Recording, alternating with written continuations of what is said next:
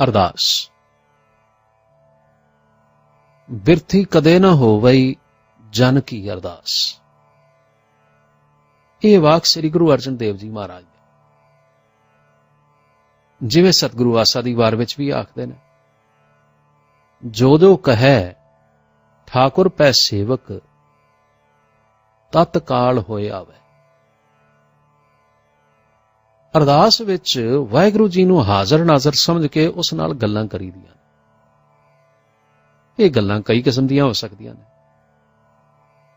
सरीरक लोड़ां जां आत्मिक भलाई वास्ते बेनतियां करनियां, जां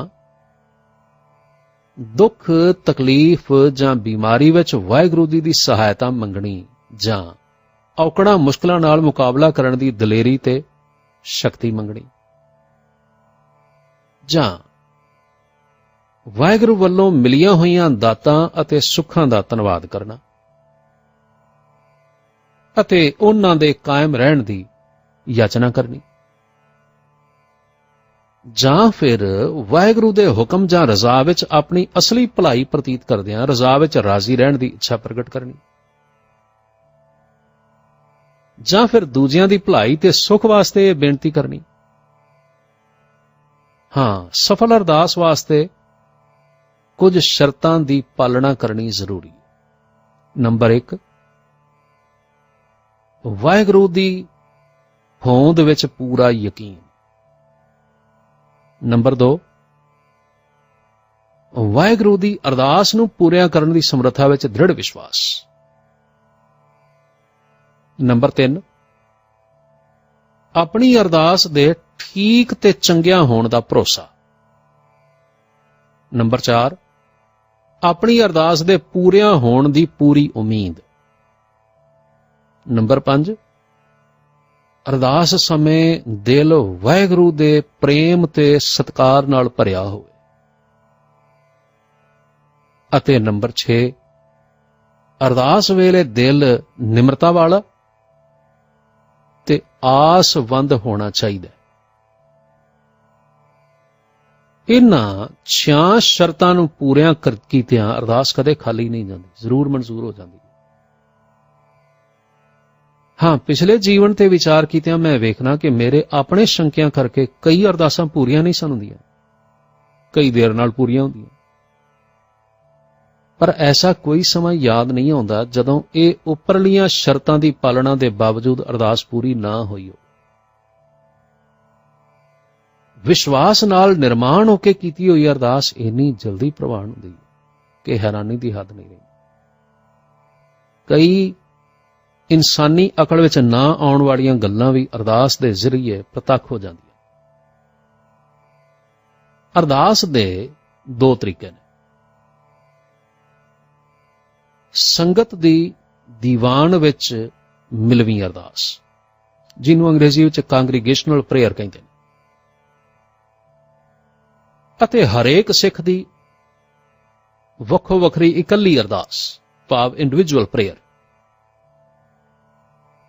पहली किस्म दीआं अरदासां दा सिखां विच शुरू तो विश्वास चलिया आउंदा, इस दे फायदे ते लोड़ां अणगिणत ने। यह अरदास सिखां दी कौम नूं सुरजीत रखण दा एक वड्डा कारण। खालसे दी रोजाना इकत्तरता, कीर्तन सरवण करना, सब दी रल के वाहिगुरू अगे अरदास करना, प्रार्थना करनी, गुरु साहिबान गुरु साहिब दे साहिबजादियां शहीद सिंघां सिंघणियां दा जिक्र, भरोसा दान, सिदक दान, दाना सिरदान, नामदान मंगना, चढ़दियां कलां ते सरबत दे भले दी याचना, गुरद्वारियां झंडियां बूंगियां ते निशानां दे जुगो जुग अटल रहण वास्ते बेनती, यह कौमी जीवन नूं कायम रखण दा एक कमाल दा तरीका है। इस तरह कौम दा सारा इतिहास रोज दोहराया जाता है, इतिहासक याद ताज़ा हो जाती है ते खालसे दे दिल विच कौमी प्यार, अणख ते कुर्बानी दी चिन्ह सदा धुखदी रहिंदी। ਦੂਜੀ ਕਿਸਮ ਦੀ ਨਿੱਜੀ ਅਰਦਾਸ, ਇਕੱਲੇ ਸਿੱਖ ਦੀ ਅਰਦਾਸ, ਦੀਵਾਨਾ ਵਾਲੀ ਲੰਮੀ ਅਰਦਾਸ ਵੀ ਹੋ ਸਕਦੀ ਹੈ ਤੇ ਆਪਣੀ ਬੋਲੀ ਵਿੱਚ ਆਪਣੀ ਲੋੜ ਤੇ ਖਿਆਲ ਅਨੁਸਾਰ ਛੋਟੀ, ਆਪਣੇ ਤਰੀਕੇ ਤੇ ਆਪਣੇ ਹਾਲਾਤ ਦੇ ਮੁਤਾਬਕ ਅਰਦਾਸ ਵਾਸਤੇ ਲਫ਼ਜ਼ਾਂ, ਆਵਾਜ਼, ਢੰਗ, ਮਰਿਆਦਾ, ਕਿਸੇ ਚੀਜ਼ ਦੀ ਖਾਸ ਲੋੜ ਨਹੀਂ। ਸਿਰਫ ਮਨ ਨੂੰ ਇੱਕ ਖਾਸ ਨਿਮਰਤਾ ਦੀ ਹਾਲਤ ਵਿੱਚ ਲਿਆਉਣਾ ਜ਼ਰੂਰੀ ਹੈ, ਜਿੱਥੇ ਇਹ ਅਵਸਥਾ ਘਟ ਸਕੇ। ਮੈਂ ਨਹੀਂ ਕਛ ਹਉ ਨਹੀਂ, ਕਿਛ ਆਹੇ ਨਾ ਮੋਰਾ। ਹੁਣ ਐਸੀ ਅਰਦਾਸ ਆਤਮਾ ਤੋਂ ਪਰਮਾਤਮਾ ਵੱਲ ਉੱਡਦੀ ਹੈ। ਆਤਮਾ ਦੀ ਬੋਲੀ ਵਿੱਚ ਉੱਚੀ ਫਿਕਰੇ ਬੋਲਣ ਦੀ ਲੋੜ ਨਹੀਂ ਰਹਿੰਦੀ। ਕੇਵਲ ਖਿਆਲ ਹੀ ਇੱਕ ਪਾਸਿਓਂ ਦੂਜੇ ਪਾਸੇ ਜਾ ਪਹੁੰਚਦੇ ਨੇ। ਇਸ ਲਈ ਆਖਦੇ ਨੇ, it is a language of your own ideas। ਇਹ ਸੰਕਲਪਾਂ ਜਾਂ ਫੁਰਨਿਆਂ ਦੀ ਬੋਲੀ ਹੁੰਦੀ ਹੈ। ਜਦੋਂ ਅਰਦਾਸ ਕਰਨ ਦਾ ਠੀਕ ਤਰੀਕਾ ਆ ਜਾਵੇ ਤਾਂ ਅਰਦਾਸ ਦਾ ਜਵਾਬ ਵੀ ਝਟਪਟ ਆਉਂਦਾ ਤੇ ਆਪਣੇ ਆਪ ਨੂੰ ਯਕੀਨ ਹੋ ਜਾਂਦਾ ਕਿ ਅਰਦਾਸ ਮਨਜ਼ੂਰ ਹੋ ਗਈ। ਇਸ ਵੇਲੇ ਇੱਕ ਅਜੀਬ ਖੁਸ਼ੀ ਪ੍ਰਤੀਤ ਹੁੰਦੀ ਹੈ ਤੇ ਕੁਝ ਸਮੇਂ ਬਾਅਦ ਆਪਣੀ ਅਰਦਾਸ ਨੂੰ ਪ੍ਰਤੱਖ ਰੂਪ ਵਿੱਚ ਆਉਂਦਿਆਂ ਵੇਖ ਕੇ ਬੜੀ ਹੈਰਾਨੀ ਵਾਲੀ ਪ੍ਰਸੰਨਤਾ ਹੁੰਦੀ। ਸ਼ਖਸੀ ਅਰਦਾਸ ਭਾਵ ਨਿੱਜੀ ਅਰਦਾਸ ਹਰ ਆਦਮੀ ਦੀ ਇੱਕੋ ਜਿਹੀ ਨਹੀਂ ਹੋ ਸਕਦੀ, ਕਿਉਂਕਿ ਹਰ ਬੰਦੇ ਦੀ ਆਤਮਿਕ ਅਵਸਥਾ ਵੱਖੋ ਵੱਖਰੀ ਹੁੰਦੀ। ਸ੍ਰੀ ਗੁਰੂ ਅਰਜਨ ਦੇਵ ਜੀ ਮਹਾਰਾਜ ਵੀ ਮਨੁੱਖ ਦੀ ਇਸ ਹਾਲਤ ਨੂੰ ਪਛਾਣਦੇ ਨੇ ਤੇ ਆਖਦੇ ਨੇ, ਜੀ ਕੀ ਬਿਰਥਾ ਹੋਏ ਸੋ ਗੁਰ ਪੈ ਅਰਦਾਸ ਕਰ, ਛੋੜ ਸਿਆਣਪ ਸਗਲ ਮਨ ਤਨ ਅਰਪ ਧਰ। ਜਾਂ ਤੀਨੇ ਤਾਪ ਨਿਵਾਰਣ ਹਾਰਾ ਦੁਖ ਹੰਤਾ ਸੁਖ ਰਾਸ, ਤਾਂ ਕਉ ਬਿਗਨ ਨਾ ਕੋ ਲਾਗੈ ਜਾਂ ਕੀ ਪ੍ਰਭ ਆਗੈ ਅਰਦਾਸ। ਹੁਣ ਅਸੀਂ ਅਰਦਾਸ ਦੀਆਂ ਵੱਖਰੀਆਂ ਅਵਸਥਾਵਾਂ ਦਾ ਜ਼ਿਕਰ ਕਰਾਂਗੇ। ਪਹਿਲਾ, ਸਰੀਰਕ ਸੁੱਖਾਂ ਦੀ ਅਰਦਾਸ। ਆਮ ਆਦਮੀ ਸਰੀਰਕ ਜਾਂ ਦੁਨਿਆਵੀ ਸੁੱਖਾਂ ਵਾਸਤੇ ਅਰਦਾਸ ਕਰਦੇ ਨੇ। ਇਨਸਾਨਾਂ ਦੀ ਬਹੁ ਗਿਣਤੀ ਇਸੇ ਸ਼੍ਰੇਣੀ ਵਿੱਚ ਆ ਜਾਂਦੀ ਹੈ। ਵੈਸੇ ਆਪਣੀ ਸਰੀਰਕ ਜਾਂ ਦੁਨਿਆਵੀ ਉੱਨਤੀ ਵਾਸਤੇ ਪ੍ਰਾਰਥਨਾ ਕਰਨੀ ਕੋਈ ਬੁਰੀ ਗੱਲ ਤਾਂ ਨਹੀਂ ਨਾ। ਜੋ ਲੋਕ ਇਹ ਕਹਿੰਦੇ ਨੇ ਕਿ ਭਾਈ ਦੁਨਿਆਵੀ ਲੋੜਾਂ ਵਾਸਤੇ ਅਰਦਾਸ ਨਹੀਂ ਕਰਨੀ ਚਾਹੀਦੀ, ਬਲਕਿ ਵਿਣ ਤੁਧ ਹੋਰ ਜੇ ਮੰਗਣਾ ਸਿਰ ਦੁੱਖਾਂ ਕੈ ਦੁੱਖ, ਦੇ ਨਾਮ ਸੰਤੋਖੀਆ ਉਤਰੈ ਮਨ ਕੀ ਭੁੱਖ। ਸ਼ਾਇਦ ਉਹ ਇਹ ਨਹੀਂ ਜਾਣਦੇ ਕਿ ਨਾਮ ਦੀ ਉੱਚਤਾ ਤੇ ਮਹਾਨਤਾ ਸਾਰੇ ਪਦਾਰਥਾਂ ਨਾਲੋਂ ਉੱਚਾ ਹੋਣਾ, ਵਿਸ਼ੇਸ਼ ਹੋਣਾ ਹਰ ਕਿਸੇ ਦੀ ਸਮਝ ਵਿੱਚ ਨਹੀਂ ਆਉਂਦਾ। ਭਾਈ ਇਨਸਾਨ ਤੇ ਰੱਬ ਪਾਸੋਂ ਉਹ ਚੀਜ਼ ਹਮੇਸ਼ਾ ਮੰਗਦਾ ਜਿਹੜੀ ਉਸ ਨੂੰ ਸਭ ਤੋਂ ਚੰਗੀ ਤੇ ਜ਼ਰੂਰੀ ਲੱਗੇ। ਹੁਣ ਜਦੋਂ ਤੱਕ ਨਾਮ ਨਾਲ ਪਿਆਰ, ਇਸ ਦਾ ਅਭਿਆਸ ਤੇ ਵੱਡਮੁੱਲੇ ਲਾਭ ਦਾ ਇਨਸਾਨ ਨੂੰ ਪਤਾ ਨਾ ਲੱਗੇ, ਉਦੋਂ ਤੱਕ ਨਾਮ ਤੋਂ ਬਿਨਾਂ ਹੋਰ ਕੁਝ ਨਾ ਮੰਗਣਾ ਅਸੰਭਵ ਹੈ। ਹੱਥ ਜੋੜ ਕੇ ਅੱਖਾਂ ਮੀਟ ਕੇ ਨਾਮਦਾਨ ਮੰਗਣਾ ਤੇ ਦਿਲ ਵਿੱਚ ਦੁਨੀਆ ਦੇ ਸਧਾਰਨ ਸੁੱਖਾਂ ਵਾਸਤੇ ਤਰਸਣਾ ਕਿਸੇ ਪਾਸੇ ਵੀ ਨਹੀਂ ਪਹੁੰਚਣ ਦਿੰਦਾ। ਇਸ ਤਰ੍ਹਾਂ ਕਰਨਾ ਸਗੋਂ ਪਖੰਡੀ ਬਣਾ ਦਿੰਦਾ ਹੈ। ਜ਼ਿੰਦਗੀ ਦੇ ਜਾਇਜ਼ ਸੁੱਖ ਜਿਵੇਂ ਤੰਦਰੁਸਤੀ ਅਤੇ ਇੱਜ਼ਤ ਜਾਂ ਗਮਾਂ ਫਿਕਰਾਂ ਤੇ ਬਿਮਾਰੀਆਂ ਤੋਂ ਆਜ਼ਾਦੀ, ਬਾਲ ਬੱਚੇ ਵਿੱਚ ਬਹਿਣ ਦੀ ਖੁਸ਼ੀ ਆਦਿ ਲਈ ਇਨਸਾਨੀ ਸਧਾਰਨ ਲੋਕਾਂ ਵਾਸਤੇ ਵਾਹਿਗੁਰੂ ਅੱਗੇ ਪ੍ਰਾਰਥਨਾ ਕਰਨੀ ਕੋਈ ਅਵਗੁਣ ਨਹੀਂ। ਭਗਤ, ਗੁਰੂ, ਪੀਰ, ਆਤਮਿਕ ਦਾਤਾਂ ਤੋਂ ਇਲਾਵਾ ਜ਼ਰੂਰੀ ਦੁਨਿਆਵੀ ਸੁੱਖ ਰੱਬ ਪਾਸੋਂ ਸਦਾ ਹੀ ਮੰਗਦੇ ਆਏ ਨੇ। ਜਿਵੇਂ ਚੌਪਈ ਸਾਹਿਬ ਵਿੱਚ ਜ਼ਿਕਰ ਹੈ, ਹਮਰੀ ਕਰੋ ਹਾਥ ਦੈ ਰੱਛਾ, ਪੂਰਨ ਹੋਏ ਚਿੱਤ ਕੀ ਇੱਛਾ, ਤਬ ਚਰਨਨ ਮਨ ਰਹਿ ਹਮਾਰਾ, ਆਪਣਾ ਜਾਨ ਕਰੋ ਪ੍ਰਤਪਾਰਾ, हमरे दुष्ट सबै तुम कावो, आप हाथ दै मोहे बचावो। ਜਾਂ ਜਿਵੇਂ ਧਨਾਸਰੀ ਰਾਗ ਵਿੱਚ ਭਗਤ ਧੰਨਾ ਸਾਹਿਬ ਉਚਾਰਨ ਕਰਦੇ ਨੇ, ਗੋਪਾਲ ਤੇਰਾ ਆਰਤਾ, ਜੋ ਜਨ ਤੁਮਰੀ ਭਗਤ ਕਰਨ ਤੇ ਤਿਨਕੇ ਕਾਜ ਸਵਾਰਤਾ। ਦਾਲ ਸੀਧਾ ਮੰਗੋ ਕੀਓ, हमरा खुशी करे नित जियो। पनिया छादन नीका, अनाज मांगो सत सी का। गऊ भैंस मंगो लावेरी, एक ताजन तुरी चंगेरी। घर की गीहण चंगी, जन धन्ना लेवै मंगी। भाव के सुख नाल जीवन जिउण दी इच्छा, बीमारियां ते तकलीफां तो छुटकारा, ਇਹ ਕੋਈ ਵਾਹਿਗੁਰੂ ਦੀ ਖੁਸ਼ੀ ਦੇ ਵਿਰੁੱਧ ਨਹੀਂ ਹੈਗਾ। ਦੂਸਰੀ ਅਵਸਥਾ, ਜਿਵੇਂ ਜਿਵੇਂ ਆਤਮਿਕ ਅਵਸਥਾ ਬਦਲਦੀ ਜਾਵੇ ਨਾ, ਉਵੇਂ ਉਵੇਂ ਇਨਸਾਨ ਦੀਆਂ ਇੱਛਾਵਾਂ ਤੇ ਮੰਗਾਂ ਤੇ ਅਰਦਾਸਾਂ ਬਦਲ ਜਾਂਦੀਆਂ। ਫਿਰ ਉਹ ਸਰੀਰਕ ਸੁੱਖਾਂ ਨਾਲੋਂ ਜ਼ਿਆਦਾ ਆਨੰਦ ਆਤਮਿਕ ਤਰੱਕੀ ਵਿੱਚ ਪ੍ਰਤੀਤ ਕਰਦਾ।